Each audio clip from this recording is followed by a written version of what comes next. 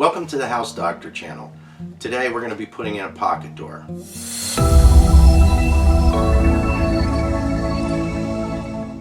Putting in a pocket door is a little bit more involved than a standard swinging door, but if you put your mind to it, you can do it, and I'll show you the steps that I take to get to it. It's a little different than a standard install. The wall where the pocket door is going to be is a load-bearing wall, and I'm not going to be ripping the entire wall out and rebuilding the header to support the weight above it because of the way the wall is constructed. Before we get started, a couple of things you need to do. I hate to say it, but you should read the instructions. The pocket doors all go together pretty similarly, but they have specific measurements that you need to make, so take the time to look at your instructions for the kit that you buy so you have your measurements correct. The next thing you want to do is hit that subscribe button so you don't miss any upcoming episodes of the House Doctor. I'll have plenty of tips like this to show you how to do lots of things around your home or in your workshop. The kit I'm going to be using today is a National Hardware 882. I'll put a link in the description below where you can pick one of these up inexpensively, have it shipped right to your house. Comes with a couple of things. Comes with 4 studs. They're metal on one side, wood on the other. This is what hangs the door. It has a metal track on one side and wood on the other side. And you can see it comes pre-marked for different size doors. If you have a door that's sized differently from the standard sizes, there's instructions that tell you where to make the cuts so that your track will work out for an odd size door. And you also get a bag of hardware, which I'll go through as we go along. Okay, when you're putting in a pocket door, it's really critical that you know where your finished floor height is going to be for you to make your measurements, whether you're going to do a standard install or, like we're going to do in this case, install it into an existing wall without demolishing it. So what I have here on the floor is 2 tiles and a thin piece of plywood. This represents where the finished floor is going to be. So I'm measuring from the spot where I have the tiles to mark my finished floor. And like I said earlier, I need to come up 80 inches for the door, another ½ inch for the gap that I'm going to leave at the bottom, and then 3 inches for the hardware. You can see over this way, I have a 2x6 wall here with a 2x4 wall that continues off of it. If you watched the previous videos, these were 2 separate rooms.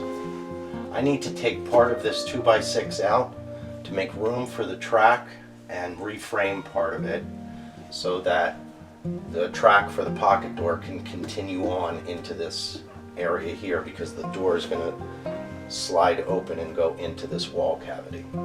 So this is the portion of the wall where the pocket door is going to go when it's open, meaning it's going to slide in here. So these studs need to be trimmed back. This is a load-bearing wall, but I'm not concerned about it because they're 2x6s, and I'm only going to be taking out about 1.5 inches of them. I'm going to be leaving the double 2x4s on this side, and this 2x6 is going to remain full. I have double 2x6s on the ceiling. It's going to be plenty strong enough if I just take 1.5 inches out of these.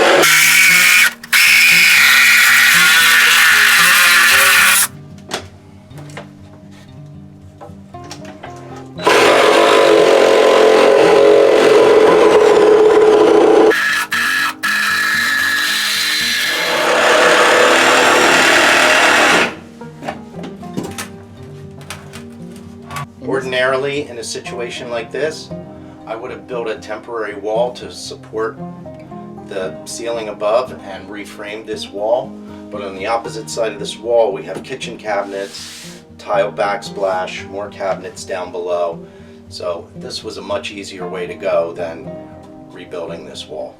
We need to put our first piece of hardware on. It's the end bracket that supports the framing. You don't need to tighten this up all the way at this point because it's inevitably going to need a little bit of adjustment. Before I go any further, I need to make sure that the floor where the pocket door is going to slide is level from the opening all the way across to where it's going to be in the fully closed position. We are slightly out of level, but over 4 foot looks like maybe 1/8 of an inch, so it's nothing to be concerned about. If you're out of level a lot, take all your measurements from your highest point to set your track for your pocket door. If you have any concerns about your level not being accurate, a simple way to check it is to pick your level up and spin it 180 degrees. And if you get the same reading, you know the level's good. It works for any size level, whether it's a 4 foot, 2 foot, torpedo level, even a little string level. As long as the reading's the same, 180 degrees in the same spot, you know the level's accurate. As I said earlier, I'm not going to use this part of the frame over here because of the part of the wall I left. But on the one end, I need to rip 2 studs down to this thickness, so about 2 7/8.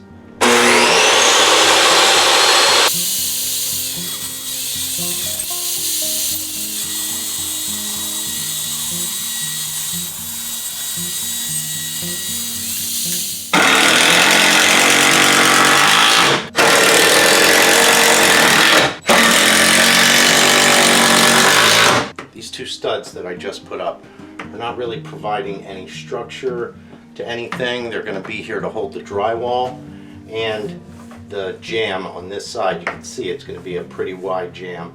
Probably end up using a 1x8. I need it like this because the pocket door track is going to sit like this just outside of the header here. Now I just have to cut a stud for the other side and we can put the pocket door track in.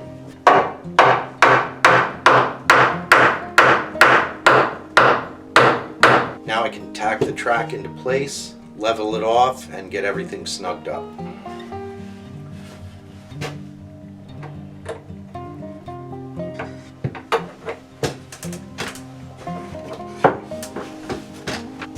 This is the most important part of putting in a pocket door properly. It's making sure this track is absolutely level. Otherwise your drawer is going to want to drift to one side or the other, either open or closed. Make it level. You won't have any worries about the door rolling around on its own. Now that we have our track secured, it's level, we've checked it a couple of times, we know our height is right, we need to put in our pocket door studs. And these are really thin, but they're reinforced with metal on one side. And the metal is there to help keep the stud structure, keep it from bending, and it's also to keep somebody from getting carried away and putting extra long screws in there and them digging into the door. They're held at the bottom by these brackets. The way these work, the bracket slides into the bottom of the stud, like so, and you screw this bracket to the floor.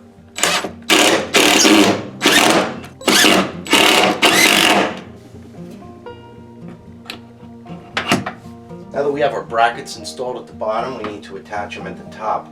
And you need to have one of these studs right here flush with your rough framing on the other side.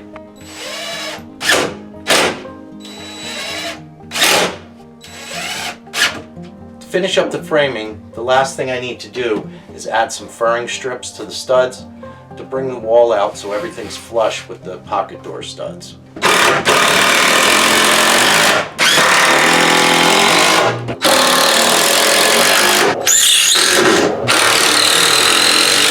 I have all the studs furred out. You can see up here we have everything furred out, so we have a nice flush surface for the drywall.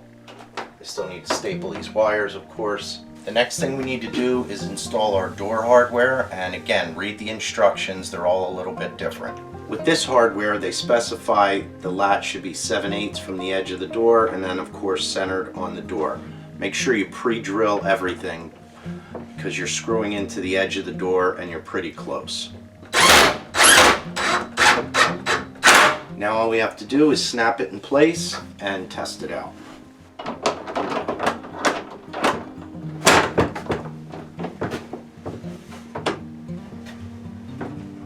After you get your door hung, make sure that everything works. You're gonna, of course, need to take it back down so you can do your drywalling, and you don't need to worry about adjusting anything just yet until you get the trim and your door jambs in. I hope you found this video helpful, and again, be sure to hit that subscribe button so you don't miss any future episodes. Next time I'm going to be showing you how to hang drywall by yourself. Thanks for watching.